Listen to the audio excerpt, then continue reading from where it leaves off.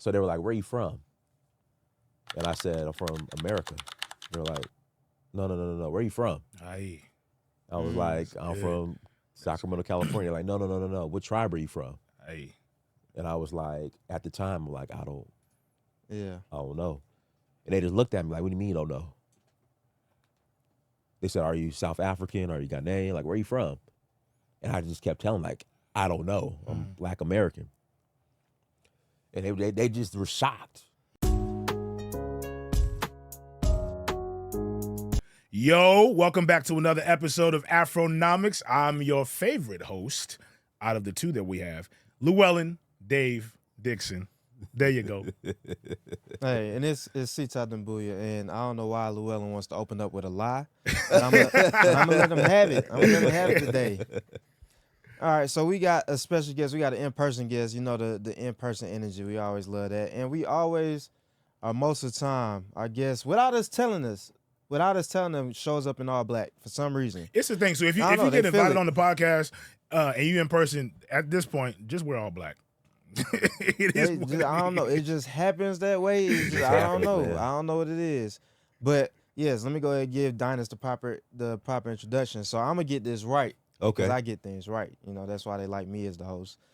So we got Dynast Wahala Amir, Black American from California, Sacramento, born and raised, Sacktown.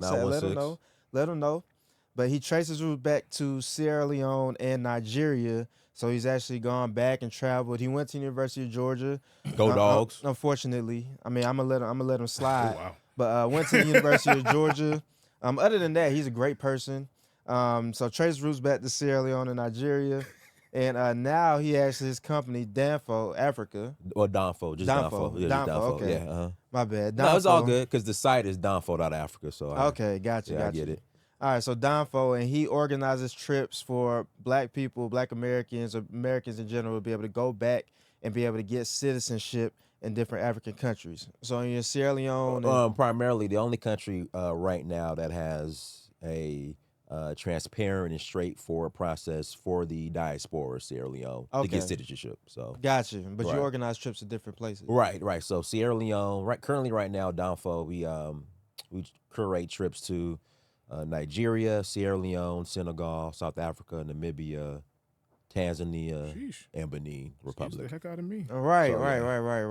Bro said Namibia? Namibia. People not going to Namibia like that. I love Namibia. I went there in 2012, fell in love. Is Zamunda on the list? Who? Zamunda? Bro said Next. Zamunda. Next. Now, normally I'm a hater, and I love to hate, but the fact that you just now learned his name, like the fullness of his name, and you said it correctly, I got to give you props for that. Because I really wanted to hate. I wanted you to mess up. I know badly, you did. but you didn't. Well, he went to Tech, so you know. Yeah. So that's the nerds on North That's Avenue. the only so compliment he's getting in this conversation. That he should be. They're the nerds of North Avenue. That's what we call them. The nerds on North Avenue. So I'm very used to pronouncing difficult names because I went to Georgia Tech. Yeah, I done heard quite a few international students. Yeah. But anyway, we got a great conversation. But before we get into Danfo and everything that Dynast is doing, we're gonna start off with a segment called Wahala. Okay. Problem. yes. Brother, you've been in the culture. I gotta get you know you've been already. in the culture. You know already. You already know. Trouble. All right, go ahead. There you go. So basically, it's a kind of a lighthearted topic before we get into the nitty gritty of the conversation. And it's a different topic every time when I come up with it. So Llewellyn doesn't even know. Nobody knows. Okay. So you finna hear it first live with everybody else. Oh boy. Yeah, it's a good one. So today's topic is gonna be, what is your celebrity lookalike?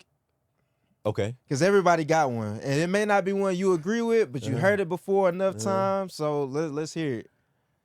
I've gotten Chris Tucker. I can see it. I was gonna say that. And I've gotten I forgot his name, Julio Jones, the wide receiver for the Falcons. Julio Jones and Chris. So those are the two I've gotten primarily. I can see, but Chris Tucker, like the. I can see. I've been thinking that. Chris Tucker. Yeah, I can see that. So yeah, those are the two primarily. I haven't really gotten too many celebrity look. I mean, the one person like the I don't watch sports too much, but the I think he's an anchor on ESPN. I don't know his name, but he got a I don't know his.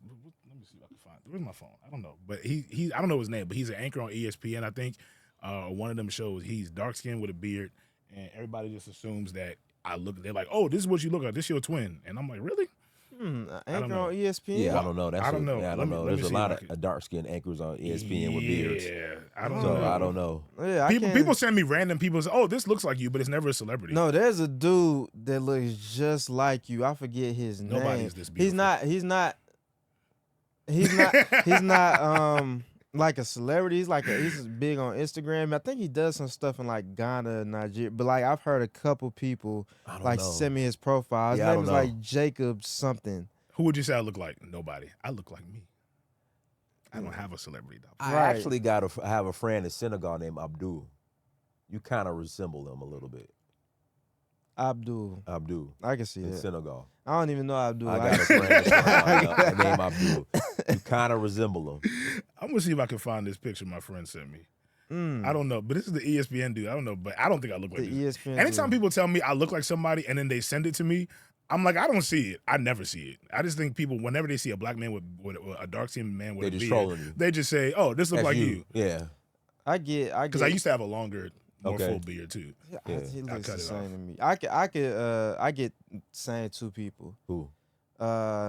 Tay Diggs I can see that, and and that's only because you're dark skinned without a beard. With a Jamon clean face. Hansu. I could definitely see Jamon Hansu. Yeah, I get I those see two. Okay, I can I'll see see that. Jamon. I'll see Yeah. Jamon. But I think the Tay Diggs thing is the opposite of me. It's because you're dark skinned with you don't have much facial hair.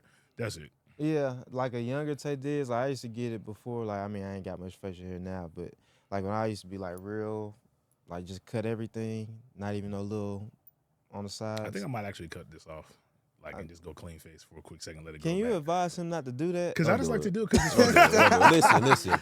You've been blessed with a beard. I'm trying to grow mine. But the thing is that so Like I'm this is I'm like trying to grow my beard. But and so it's coming in though. It's a struggle, but it's coming in. So I take guys like yourself that naturally have beards. I'm jealous. and that's what I'm saying. I maybe don't I cut take it. it for granted because I can cut this off, Mm-hmm. and if I cut it off today, it'll be back in a week. So you blessed. That's why I do it so frivolously because I'll be bored and be like, you know what? Let me cut this off. It's It'll be taken back in me a week. 6 months so far just to To get what you have, it'll be a month. It'll be maybe a month. Yeah, genetics. Yeah, lucky. genetics. I'm trying to be part of beard gang. But also, it's not always cracked up to be. It adds time. If you're gonna take care of it, it adds a lot of time to your Hey, routine. I imagine. Because you got to condition With properly. great beard comes great responsibility. Yeah, you right? literally have to. It takes if you're gonna do it, because when I have my full beard, to actually take care of it, it's about a 35, 45-minute process. Oh, well. Because you got to and you do it twice. I would do it twice a week. Condition, you got to wash it twice, condition it, let the conditioner sit in there for 15 minutes. Then when you come out the shower, you got to do the other stuff to style it. It takes effort. Which It's is why I worth it, cut if it you ask me. because it was like I didn't have the effort I don't have the energy to be keeping up with it. But I'm still Yeah. grow back though. Yeah. So I think moral of the story is he don't need to cut that beard. Don't cut Just your leave, beard, Just man. leave it. Don't cut your beard. Y'all are haters. You Don't hear, cut your beard. you heard it here first, folks. Like Llewellyn, we've decided as a unit that Llewellyn's gonna keep that. This beard. is a running joke. Y'all have not told us, should I cut my beard? Can I cut? No, it's just not do it. Do not do it. Some people can be fresh faced. Some people they need that cover up. Wow. They're just not saying that you need the cover up. I'm just saying some people it would be in their own best interest if a good portion of their face had hair over it. That's all I'm saying. I hear you. Thank you, brother. You're welcome. You know, Seth is my frat brother too. So that means you're just gonna agree with him just because? Not necessarily, but But yeah. So like him going to tech, and him being my frat brother. So if he just went to tech, it wasn't He's my your frat brother, rival and your ally at the same time. Exactly. So if he just went to tech and wasn't my frat brother, I would probably disagree with him on everything. But since he's my frat brother, I got it's a Yes. balance now. So Yo to it the kind of noops. cancels it out. Yeah. Yo to the nukes. And the Sierra Leonean connection. And the And Sierra the Leone Sierra connection. Leone connection. All right. All right. I will 2-1. acquiesce. 2-1. Yeah. Anyway, go. But I've been to Liberia, Oh, did you? Monrovia. Really? What'd you think? It's it's still. You can be honest. You can be honest. Well, the effect. You can keep it real. I know what so it is. my dad used to go to Sierra and Sierra Leone. My dad used to go to Liberia back in the 80s and early 90s. So he knows Liberia. He knows Liberia before the Civil War. Yeah, he knows the real. Yeah. So Liberia. like the Hotel Africa and Decor, yeah, you know, Hotel, yeah. before. Yeah, you know, he knows Liberia. Yeah, Liberia was the Nigeria of Africa. Well, no, Because there was a time where there was a time where Liberia was like, if you're gonna go to Africa, you go to Liberia. You go to Liberia. That was the country. Like all the other African countries looked up to Liberia. Which, I mean, it made sense as it was an American colony. So Yeah. No, it wasn't. it wasn't. Oh, America. let's let the brother speak some America history. never Come on now. America never claimed Liberia as a colony. Okay, but it was started by the American Colonization Society. It was a dumping It was ground. a mixture. It was a mixture of different. So there's two different types of settlers in Liberia. There's the Americo-Liberians, which were the freed slaves that came from the U.S., and then there's what we call the Conga people, which is what my family is a mixture of the ones who went from Barbados, or not Barbados, but the Caribbean to Liberia. And so it was like similar to I don't know how Sierra Leone was settled, but it was like they just kind of like descended on it. The ACS, American Colonization Society, was they kind of like helped to fund and give some resources to the process of it, but it wasn't like an official American thing to do. Right. So when people say Ethiopia is the only country in Africa that was They're wrong. colonized, Liberia was.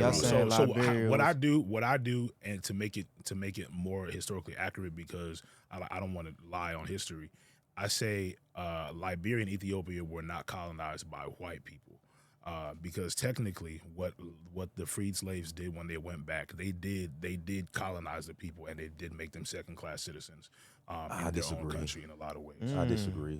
These were Africans returning home. They were, but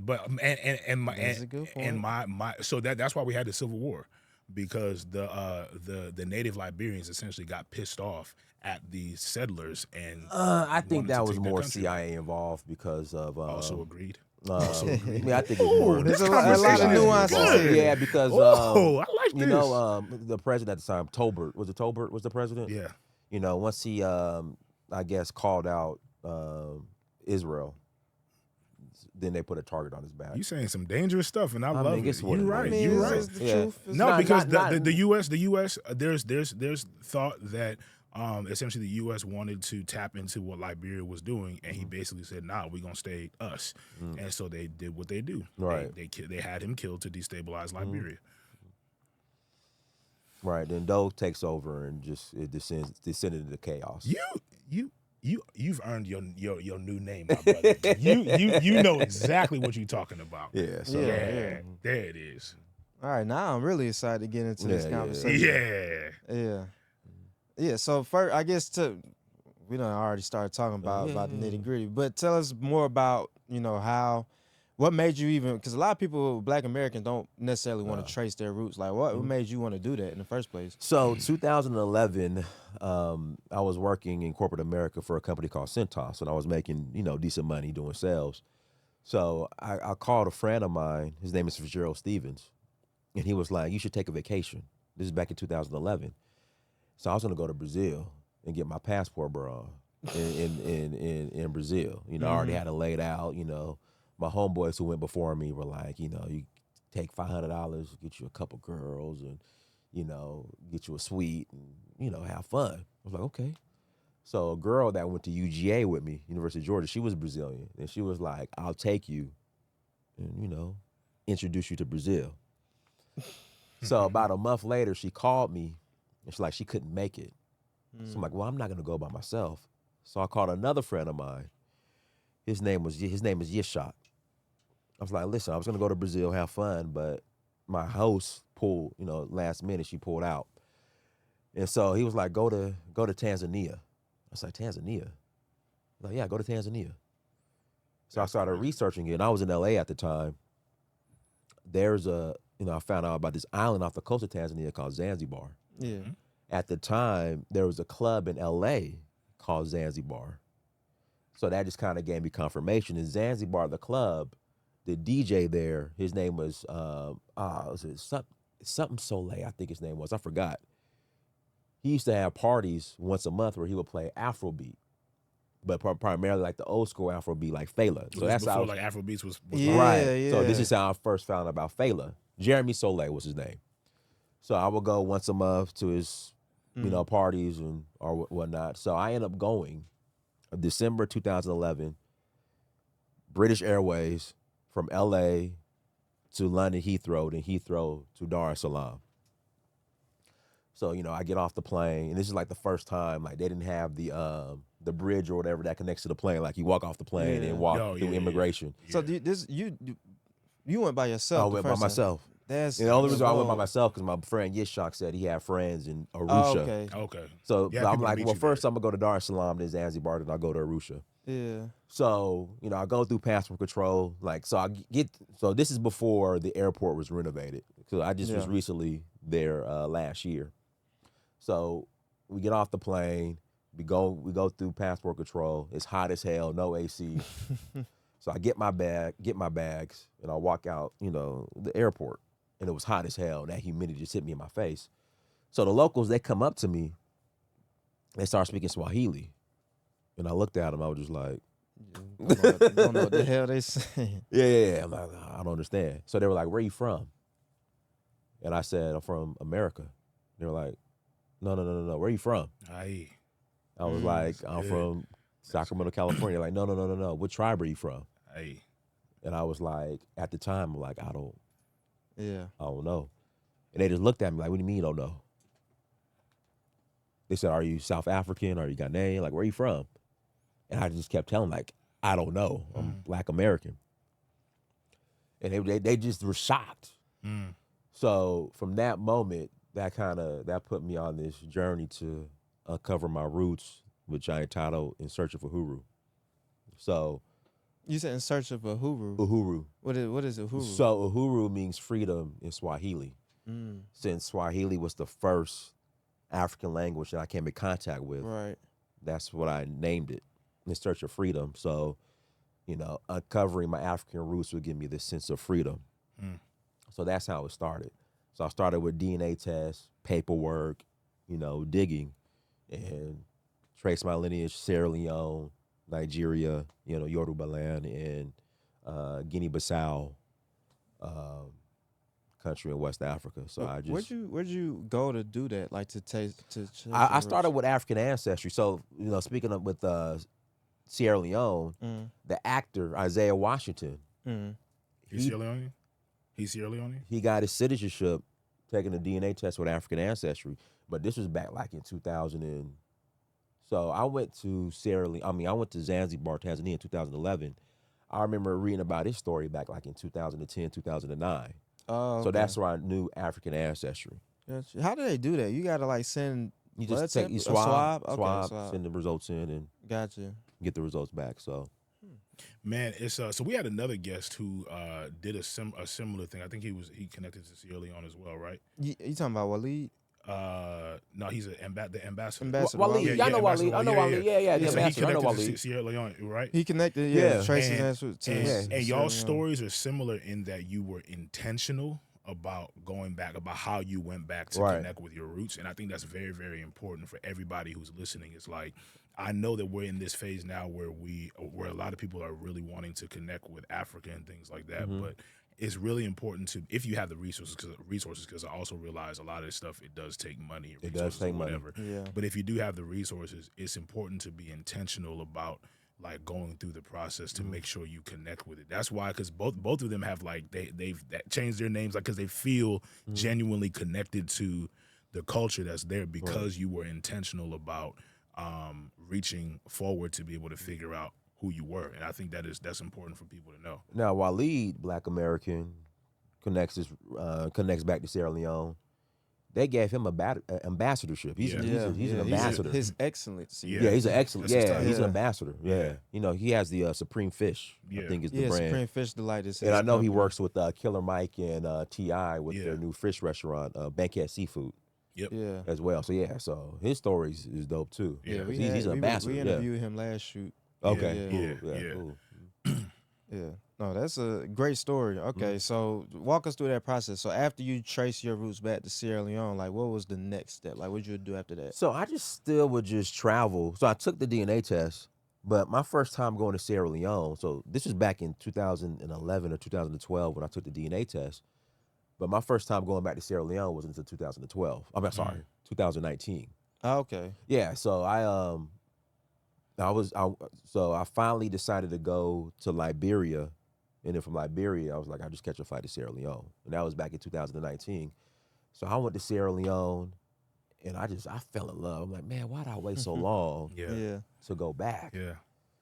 Now, So- what was your favorite thing about that? I gotta, It for was somebody- the I remember when I first went to River Number 2. Oh yeah, that was Look. one of my first memories. That's a city? And It's a beach. Okay. Yeah. Beautiful beach. But Beautiful. even outside of that, I tell people that coastline between Liberia and Sierra Leone is such a beautiful coastline. So when we would leave Sierra Leone, I remember we were leaving Sierra Leone going to Ghana. Mm. And we would fly, I think it was African Road Airways or A Sky at the time. Yeah. And it would stop in Monrovia, then go to Accra. And there's a portion of the flight where, like, you're flying along the coast. And then when you get to Liberia, it's like the plane goes out over the ocean and it comes back over. And you could just see that beautiful coastline Wow. before you land into Monrovia. And I just tell people that coastline between Liberia and Sierra Leone, Liberia is just probably one of the most beautiful coastlines in the world. I've never been able to see it from the sky because Oh, every time I man. travel, the plane, it always lands at nighttime. So Oh, we always okay. take off at night and land at night. Yeah. And so I've never been able, but I've always wanted to. But I do know the beach that we went to in Liberia, Robertsport Beach. It was beautiful, and we share the same coast. So I believe that it gotta be just as nice because that's land that has not been touched by Right. industry. It's just pure land, Mm-hmm. and it's beautiful. Yeah, man, that's one. Yeah, Like, it's- And even when you're on the planes, because they're like, so, when you're flying throughout Africa, they use these hand-me-down planes. Yeah. And so, like, the windows be kind of foggy and stuff. So it doesn't even do it justice, but you can still see Yeah. how beautiful that coastline is when Yeah. you're flying over it during the Yeah. day. So No, it's unmatched, honestly. That's this one I got tattooed for Sierra Leone right here, like this half sleeve.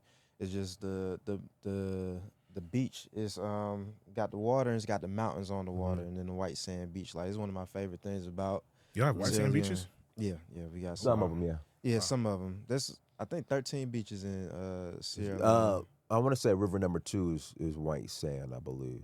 Yeah, River Yeah. Number 2 is white sand.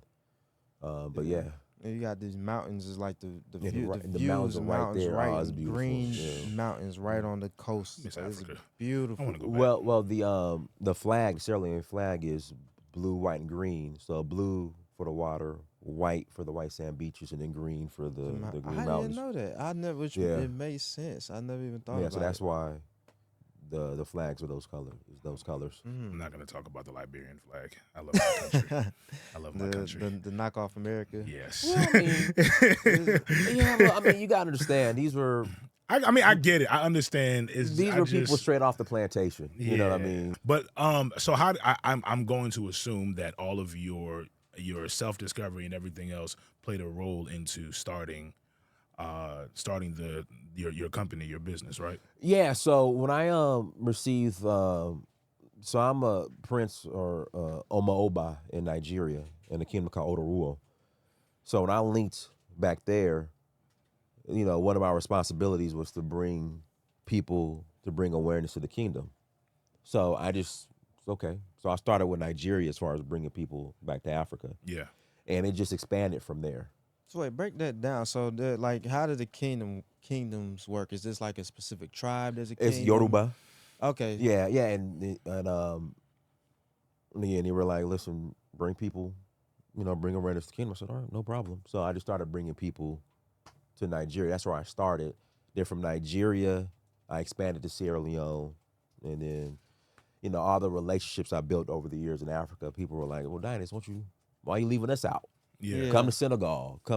Yeah. So I'm taking a group to Senegal next month. And then, people are like, well, Dynast, let's go to Zanzibar because I got people in Zanzibar. And so it just expanded from there. So That's a great thing because we need, whole purpose of this podcast, one of them is just bridging the gap between the diaspora in the continent. And you can do that in a lot of different ways. Right, right. You do that through media, you do that through music, food, but like through actual traveling. Essentially, you're saying, all right, I'm gonna go out to our people that's everywhere, and then we're gonna bring them back to the continent. So Right. it's like you're physically Yeah. bringing people back and connecting them. And then like, what is those experiences like? Because I've been following you on Instagram for years, so I see you like in it. Yeah. Like you in the culture, you in the villages, like people eating the food, the dances, everything. Well, so with Donfo, we're all about authentic integration, immersing ourselves with the locals as much as possible. So it's like a thin line between tourism and moving around like a local. Yeah. So we eat the local food, we go to the local markets. We have the tourism part as well, but I really wanted to be like an authentic experience as much as possible. So, but I think that's the best way, Right. So because that's how I was introduced to it. Going to people's houses, You even got it down to going to big market and arguing with all the prices. Yeah, for the you gotta vendors. negotiate. I mean, it's not for everybody. Some people they just used to, you go to the mall and the price is the price. Price is set. Yeah, but my thing is whenever I go to the market, they hear my they hear my accent. Whatever they tell me, They jacking the price up. 75%, I'm cutting 75%. But it's like you know, but that's part of like the authentic experience. Yeah, It's it's gotta part be of it, like man. Yeah. it's not even the price itself. It's like the price itself is just the fact that I gotta be a local. Like I'm Sierra Leonean. I can't be overpaying. Right. And Sierra, like that make me feel Yeah. like a tourist. Like no, we gonna make sure I get the real price. Like Oh that. yeah, when I'm in Liberia, I use my accent as much as I possibly Really? can. So I don't. But I mean, sometimes they can still tell. But No, I they use my accent they as much know as- they can look know at they you. they can look at you. Even and if know. you could talk, even if Yeah. they like you, they might be like, all right, maybe he was born here because he can speak it. But he definitely don't. He He definitely been don't. gone. Yeah, He he's been gone. gone. He's He been been out of gone. here. They can Yeah. tell. They can They know. sense you off. Yeah, the boat. so that's just part of the experience. Yeah. So you're an author as well, right? Yeah, I've written several children's books and a sales book, and I'm working on another project which I have to get that done. Been kind of busy and procrastinating on it because writing a book is It's not an a easy feat. And I know people are like now you can use AI and stuff, but I don't know how that will work as far as like with the Authenticity. being authentic. At you know what best, I it can help you out. You still need to be able to infuse the mean? human. Right, element. exactly. Yeah. So like I wanted to be like my story and not Yeah. Chat GPT. What's the subject matter of your books, especially because they're for kids too? So reconnecting back to ourselves, yeah. loving who we are, primarily, and then my sales book was just my sales experience when I first started with sales, and the importance of sales, and some sales tips and the sales guide. So Yeah, I like the reconnect with who we are, especially starting at a young age, because when it comes to schooling, we're taught bass backwards. Like they put us in school and don't teach us a lot of the stuff that will actually make us feel more empowered and understand our true history. So like kind of in those books, you're like what are the age ranges, and like what are you really exposing them to in the books? So one of my books, Amina's Third Eye, it goes into detail as far as self-preservation, doing for self, and it incorporates, reaching out to the ancestors, which is, our own African spirituality, tapping into that to do that. So that's what it is really. And what does Amina like? Explain that. Well, 'cause- Amina is just what I named the character. Oh, okay, Amina's okay. Amina's third eye, so Ah, the okay, spiritual okay. part, third eye, Gotcha. so. I thought it was some kind of African knowledge that I just wasn't. No, yeah, her wasn't name was on Amina. game. That's just what I named her. So. Gotcha. Okay. Yeah. So man, I love interviewing, like Sita said, I love interviewing people who are born and raised Black American and doing stuff exactly like what you're doing. Like you, Waleed, Natasha, who we've interviewed before as well, who have made these very intentional connections to, like, you're doing it the right way. Well, It's like there's a thing of like you're doing it, going into the culture with a sense of respect and honor and knowing I don't know what I don't know and willing to embrace it, but then also like bringing it back to here, trying to make sure that you bridge that gap because it's important. Like we have this because we are African American, African parents or whatever born here, and so we wanted to make sure we build the bridge. But like you're really making sure that you do it and you do the work. It's interesting because I asked myself, what if I ended up going to Brazil? Like what? Yeah, with all this happening. Yeah, what all this would have happened? Because I was on my way. I mean, I was on my way. We call that alignment, serendipity, Yeah, God's will, God's plan, whatever you want to call it. Change your whole destiny. Literally your Change your whole destiny. Like destiny. that's literally what happened, fam. Like your destiny changed by a change of plans. They wouldn't have asked you that same question in Brazil. No. They'd have been like, "Hey, whatever." I don't know how they talk, but it would have been a good time. I'm glad you didn't continue with Yeah, that, whatever the hell you was canceled finna say. instantly. It But was gonna be so bad. Like it was downhill fast. Like, completely downhill. Censor myself. But it would have been a whole other thing. You would have had a good time, a good story, and then definitely would have had a good time. But and that's it.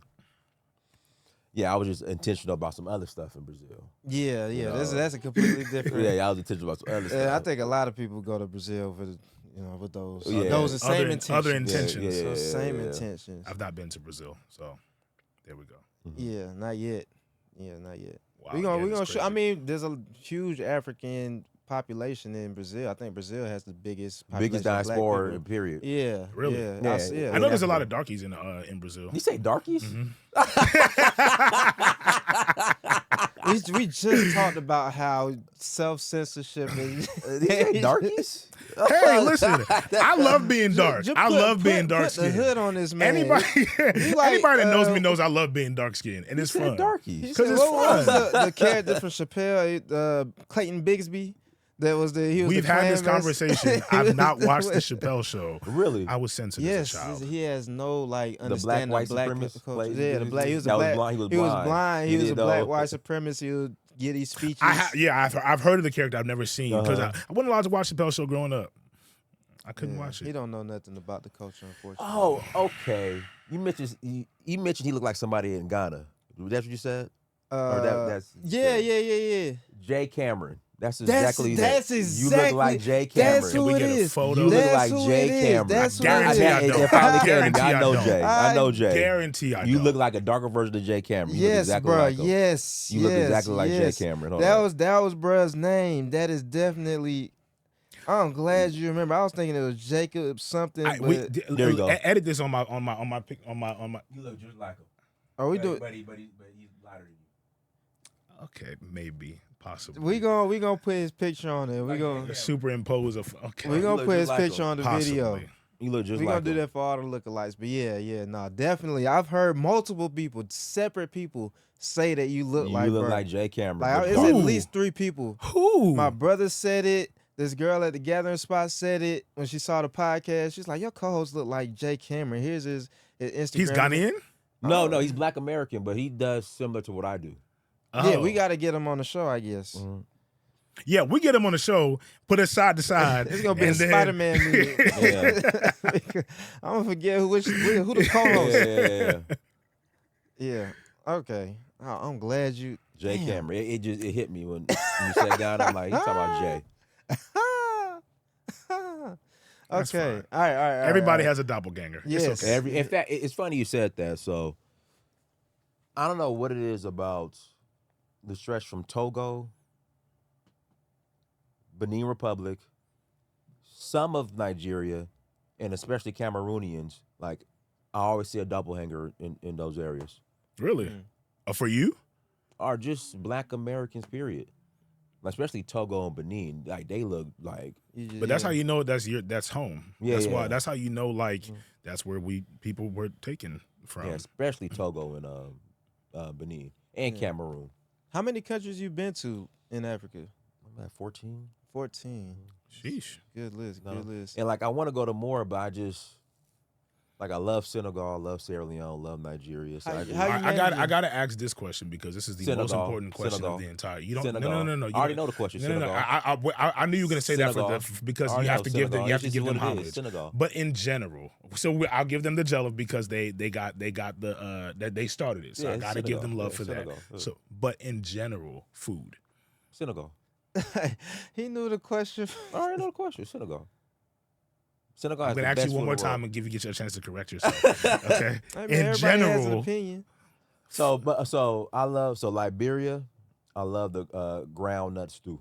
The okay, granite. okay, that's cool. I Okay. love ground nut. I don't like peanuts at all. So that's not gonna But Senegal by far is really. like, Okay. by far. Really? And I'll believe that because you are so connected to Sierra Leone and Nigerian culture, and you didn't say one of those, so you're not being biased. Yeah, I believe but that. I'm real connected to Senegal too, but Senegal by far. I remember the first time I went to Senegal. It was dinner time, and so I'm in Tuba, and they just bring out a pot, like a bowl of just food, and people just sit down on the floor, start using their hands and digging in. So I'm like, all right, I guess that's how they're gonna do it. So I did the same thing. The first time I just ate, Change your life. changed my freaking life. I'm like, golly, because I didn't know the differences between jollof rice. So I remember I had like Nigerian jollof rice Sorry. in L.A. So sorry. So and then I had that, and I'm like, hold on, this ain't the same. Like this right here, this. You know, it's Senegalese. different when you got to look at it. I'm like, I had to look at it like I It's like, hold on, what's- I was just like, God damn. So yeah, so Senegal has the best food by far. Okay. I enjoyed the food in Senegal a little bit. I would say I was only there for a few days and got to eat a few different things. Some Attribution, some yassa. Yeah. You know, It was some Yassa's good good. food. It was some Yassa good is good. food. yeah. I would want to take another trip before I can fully make my own opinion. The jollof that I had there wasn't that great, but I only had it once, so it's like Wasn't I that was great? It wasn't that great, but it might have been the restaurant I went to at the same time. So it's Was hard it for in me the to car? tell. The restaurant? It was in the car. You remember the restaurant? I don't remember the restaurant. It was a native Senegalese dude that we met. That was pretty cool. He was showing us around, but he showed us to the restaurant. But I didn't. But again, I would go there again. It's some Sierra Leoneans that they settled there. One lady we know, she's a judge. She's practically like family at this point, and her daughter they live in Dakar. So we stayed with them Okay. while we were there. You know, and they showed us around, real hospitable.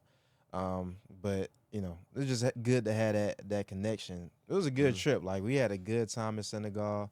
That French was giving me the business though. I don't know how you managed to. I have a guide. Okay, so And you then at the end of the day, when it comes to money, like Money talks. they know, like everybody, like when it comes to money, like they know, and I know. Yeah. So it's Yeah. Okay. that's the universal language. Yeah. Right. facts. Right. Facts. Yeah. No, Senegal they speak Wolof for the most French, part. yeah. Yeah, French, and that's it. You'll find people here and there that might speak English. No, but it's And, hard. yeah, it's tough. But we had a driver that he was like trilingual, maybe at least 3 languages. He spoke English, French, Wolof, and he was just able to translate.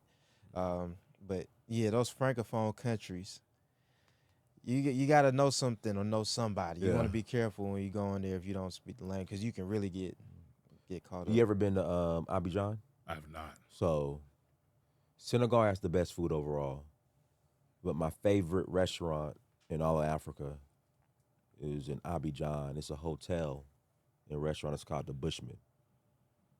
Okay. They got some free that food is. Whew. Abidjan, that's Côte That's Côte d'Ivoire. d'Ivoire, right? D'Ivoire. Côte Yeah, d'Ivoire. it's the capital, right? Oh, that's right. No, That's right it's next not door. the capital. It's not the capital. The capital was Abidjan's not the capital.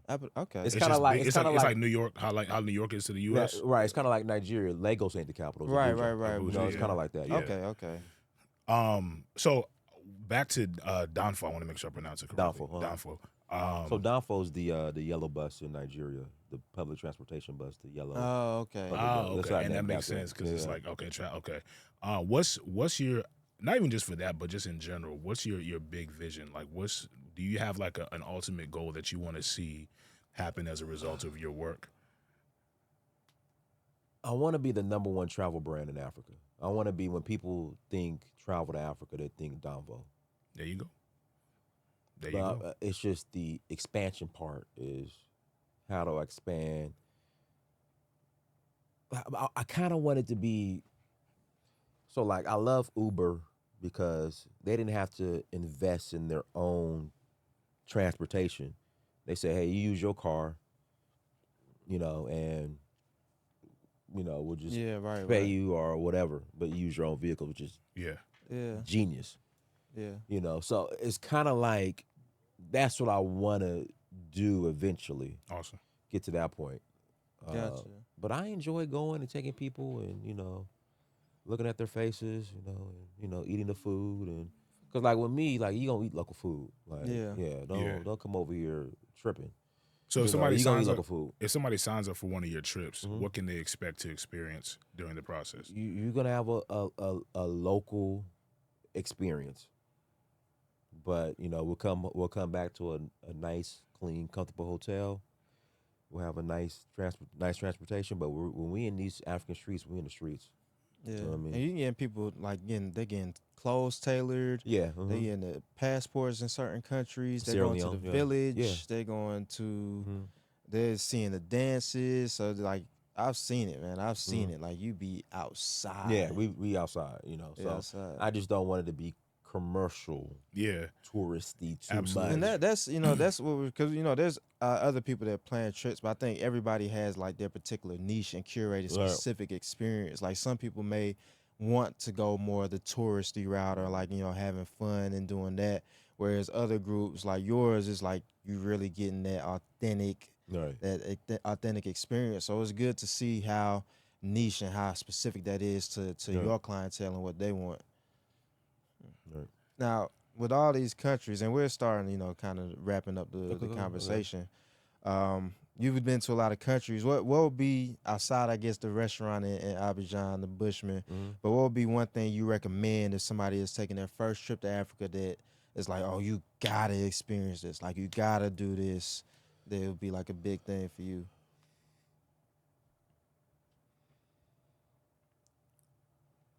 I would say the easiest country to get to where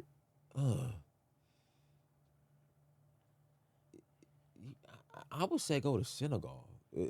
For people like if it's their first time going, I think Senegal is a great introduction. Outside, it's not an English speaking country, but if you have the right guide, which would be me, um, Right. Plug. yeah, plug, shameless plug. Right. I would say Senegal is a great country to get your feet wet. Awesome. For going to Africa for the first time. I know some people they'll go like to Kenya and Ghana, Right. but I'm more Senegal because Ghanaian food is okay. I mean, it's I okay. agree with that. Yeah, Ghanaian food is okay. It's so. It's okay. Yeah. Yeah, it's, It's edible. That's yeah. I crazy. mean, it's edible. I That's mean, it's crazy. it's depending who makes it. See, what I noticed, the difference between like Senegalese food, Sierra Leonean food, Liberian food, and Ghana and Nigerian. Like when I'm out and I want like some Sierra Leonean, Liberian, Senegalese food at a restaurant, I can get good food like somebody cooked it at home or close to it. When it comes to Ghanaian and Nigerian food, like if you go to a restaurant, it's hit or miss with the Facts. food versus if you Facts. go to somebody's house. Facts. Yeah. That's fair. that's the major difference. But I also- don't know why. Also, I've had Nigerian food from different places, public play, like a Nigerian celebrate, like graduation celebrations. I've had it from restaurants, and I've had it from somebody's mama's kitchen. And none of it was hitting like that. Well, I think the celebrations, the Mama's Kitchen with Nigerian and Ghanaian food. I've had great food. When it comes to like restaurants, it's gonna be Yeah. you shooting dice. Facts. So yeah. Man, so any last words of wisdom or things that you want to say to our audience before we close out? Man, come to Africa. Come enjoy Africa. I'm seeing this people going now. They're starting to go to East Asia and Tulum, Mexico, and come to Africa. Come visit Africa. Yeah. Enough said. There Yeah. you go, mic drop. That's it. That's it. That's it. Yo, fam, that's another episode of Afronomics. And again, I gotta let y'all know we selling Afronomics water, $10 a bottle. That's the water you get at the club.